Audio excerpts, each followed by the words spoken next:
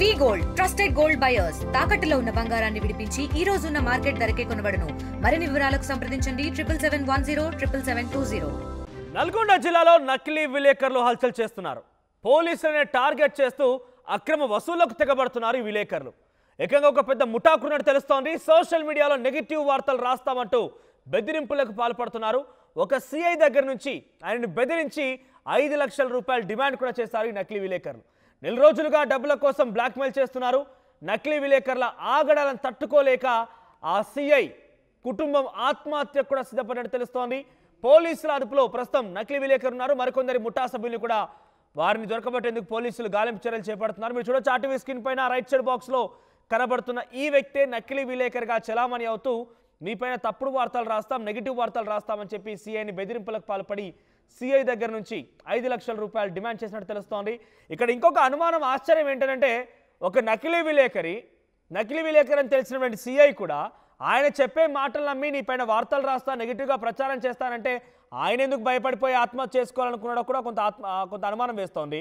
విలేకరి బెదిరిపోయి ఏం తప్పు చేయకుండా నిజాయితీగా ఉన్నట్టయితే ఆయన ఎందుకు ఆత్మహత్యకి పాల్పడాల్సి వస్తుంది? సో కొంత అనుమానం కూడా వేస్తోంది. ఇక్కడ పోలీస్ తీరుపైన కూడా కొంత అనుమానాలు, ప్రశ్నలు రేజ్ అవుతున్నాయి. సో విలేకరి అంటూ హల్చల్ చేయడం ఒకే ఎత్తు అయితే పోలీస్ కూడా ఆత్మహత్య యత్నానికి పాల్పడడం అనేది మరో అంశంగా హైలైట్గా ఉంది. మరిన్ని అప్డేట్స్ ప్రతినిధి రమేష్ అందిస్తారు. ఎస్ రమేష్, ఏం జరిగింది? నకిలీ విలేకరి హల్చల్ చేయడం ఏంటి? దానికి భయపడిపోయి పోలీస్ అధికారి ఆత్మహత్య చేసుకోవడం ఏంటి? అప్డేట్స్ ఏంటి?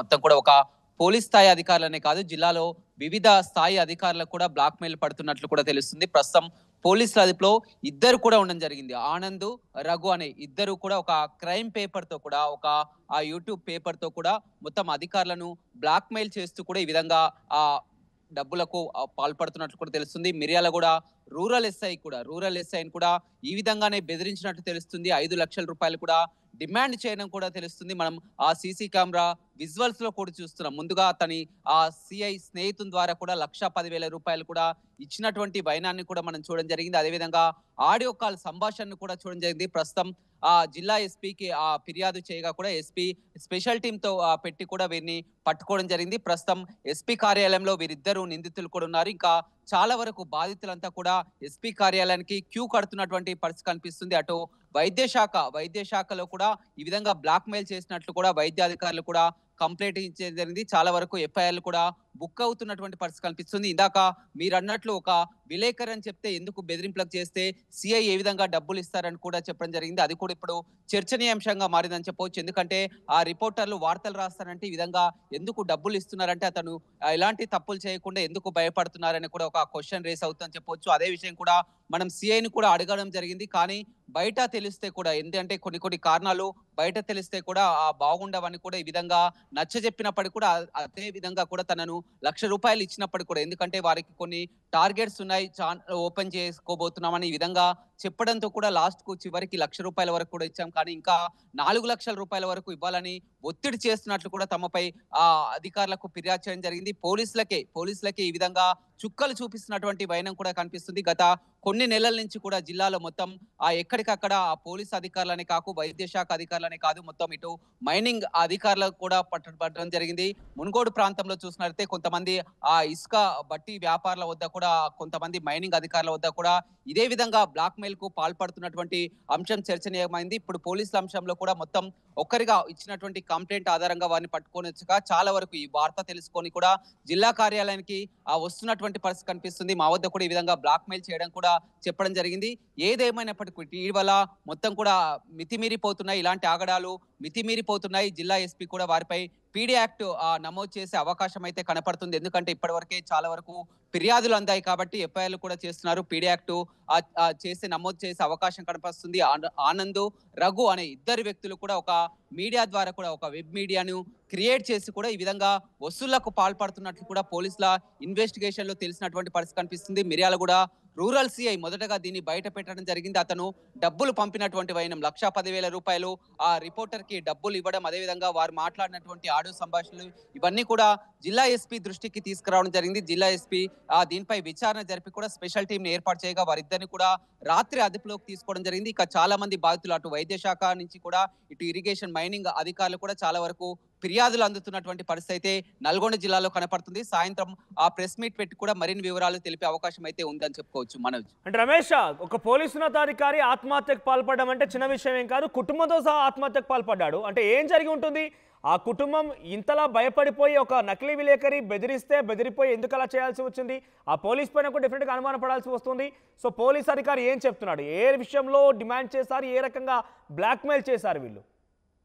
రైట్, ఖచ్చితంగా జిల్లా ఎస్పీ కూడా ఇదే స్థాయిలో కూడా విచారణ జరుపుతున్నారు. ఒక పోలీస్ స్థాయి అధికారిని ఒక రిపోర్టర్ బెదిరించారంటే మీరు ఏం చేయకుండా కూడా ఎందుకు బెదిరిస్తారు? మీరు డబ్బులు ఇవ్వడానికి కారణం ఏంటి? అతో 5 లక్షలు దేనికి డిమాండ్ చేశారు? మీరు ₹1,00,000 ఎలా ఇచ్చారనే కోణంలో కూడా ఆ విచారణ అయితే జరుపుతున్నటువంటి పరిస్థితి కనిపిస్తుంది. మనకు కూడా చెప్పొచ్చు, చిన్న చిన్న రీజన్స్ చూపించి కూడా వారి యొక్క వీక్ పాయింట్ పట్టుకొని కూడా బ్లాక్ మెయిల్ కూడా ఈ విధంగా దిగుతున్నారు. అయితే మొత్తం కూడా ఇటీవల కాలంలో తరచూ ఏదేమైనా నెగటివ్ వార్తలు వస్తే అది ఉన్నతాధికారులు వెంటనే యాక్షన్ తీసుకుంటారు. కాబట్టి వారు వస్తున్నటువంటి వార్తలను బయటికి రాకుండా ఉండడానికి కూడా పదే పదే టార్గెట్ చేస్తున్నారు. కొంతమంది అధికారులనే, కొంతమంది సిఐ స్థాయి అధికారులని, కొంతమంది అధికారులను ఈ విధంగానే పలుమార్లు కూడా టార్గెట్ చేసి వార్తలు రాయడం వల్ల కూడా వారికి ట్రాన్స్ఫర్స్ కానీ అదేవిధంగా వారిపై సస్పెన్షన్ ఆర్డర్లు కానీ వస్తున్నాయి. కాబట్టి అధికారులు బయటికి చెప్పుకోలేక ఇదే విషయాన్ని బయటపడుతున్నారు. ఎంతో కొంత వారు ఆఫీస్లో అప్లికేషన్స్ ఉన్నాయి, మొత్తం యాడ్ అప్లికేషన్ అదేవిధంగా ఛానల్ వస్తుంది అనే పేరుతో కూడా డబ్బులు కావాలి ఆఫీస్ నుంచే అడుగుతున్నారంటూ ఒత్తిడి తీసుకుంటూ ఈ విధంగా రకరకాల రీజన్స్ చెప్తున్నటువంటి పరిస్థితి కనిపిస్తుంది. అధికారులు మాత్రం ఇది బయటికి చెప్పుకోలేక వారికి డబ్బులు ఇవ్వలేక సతమతం అవుతున్నటువంటి పరిస్థితి కనిపిస్తుంది. సదరు సిఐ స్థాయి అధికారికి ఈ విధంగా ఉంది అంటే మనం జిల్లాలో అర్థం చేసుకోవచ్చు. చాలా చోట్ల ఇటు మైనింగ్ అధికారులు అదేవిధంగా కొంతమంది వైద్య అధికారుల వద్ద కూడా ఈ విధంగానే బ్లాక్ మెయిల్ కు పాల్పడుతూ ఏదైనా ఉంటే వార్త ప్రసారం చేయాలి, ప్రచురించాలి, కానీ ఈ విధంగా బ్లాక్ మెయిల్ కు పాల్పడుతూ కూడా ఉన్నటువంటి వార్తను వేస్తామని పదే పదే అధికారులను టార్గెట్ కు చేస్తూ ఈ విధంగా డబ్బులు వసూలు చేస్తున్నటువంటి వైనం అయితే పోలీసుల దృష్టికి రావడం జరిగింది. విచారణ కూడా అదే విషయం కూడా వెలుగులోనికి వచ్చింది. ఒక పోలీస్ స్థాయి అధికారులే కాదు, జిల్లాలో చాలా వరకు కొన్ని నెలల నుంచి కూడా ఈ విధంగానే పెద్ద స్థాయిలో భారీ లక్షల స్థాయిలో కూడా లక్షలకు మించే స్థాయిలో కూడా డబ్బులు వసూలు చేసినట్లు కూడా తెలుస్తుంది. అందుకు అనుగుణంగానే పోలీసులు వివిధ అధికారులు ఇచ్చినటువంటి ఫిర్యాదుల మీద కూడా కేసులు నమోదు చేసి పీడీ యాక్టివ్ చేసి నమోదు చేసే అవకాశం అయితే కనపడుతుందని చెప్పుకోవచ్చు. మనోజ్, రైట్ రమేష్. సో మొత్తం నల్గొండ జిల్లాలో నకిలీ విలేకరులు హల్చల్ చేస్తున్నారు. ఒక సిఐ స్థాయి అధికారిని బెదిరింపులకు పాల్పడి నీ మీద నెగిటివ్ వార్తలు రాస్తాం, తప్పుడు ప్రచారాలు చేస్తామని చెప్పి బెదిరించి ₹5,00,000 డిమాండ్ చేసినట్టు తెలుస్తోంది. దీంతో వారి వేధింపులు తాళలేక సిఐ కుటుంబం మొత్తం కూడా ఆత్మహత్యకు పాల్పడినట్టు తెలుస్తోంది. ఇక్కడ మనకు కనబడుతున్నటువంటి విలేకరి కనబడుతున్నాడు ఇక్కడ ఫస్ట్ బాక్స్ లో. ఆయన డబ్బులు ఒక చోట వసూలు చేస్తూ ఆ బ్యాగ్ లో పెట్టుకుని వెళ్తున్నాడు. ఆ దృశ్యాలు మనం ఆర్టీవీ స్క్రీన్ పైన చూడొచ్చు. అయితే ఇక్కడ పోలీస్ అధికారి కూడా ఒక విలేకరి బెదిరిస్తే ఆయన నిజాయితీగా నీతిగా పనిచేసి ఉంటే ఎందుకు ఈ రకంగా చేయాల్సి వస్తుంది? ఆయన ఆత్మహత్య చేసుకోవడం పైన కూడా అనేక అనుమానాలు వ్యక్తమవుతున్నాయి. ప్రస్తుతం అయితే పోలీసులు ఈ విషయాన్ని చాలా పెద్ద మొత్తంలో విచారిస్తున్నారు. చూద్దాం మరి ఏం చెప్తారు, ఈ కేసులో ఎటువంటి విషయాలు బయటకు రాబోతున్నాయనేది. మరిన్ని వీడియోస్ కోసం ఛానల్ ని సబ్స్క్రైబ్ చేయండి. లేటెస్ట్ అప్డేట్స్ కోసం వాట్సాప్ ఛానల్ ని ఫాలో అవ్వండి. ఆ లింక్ డిస్క్రిప్షన్ లో ఉంది.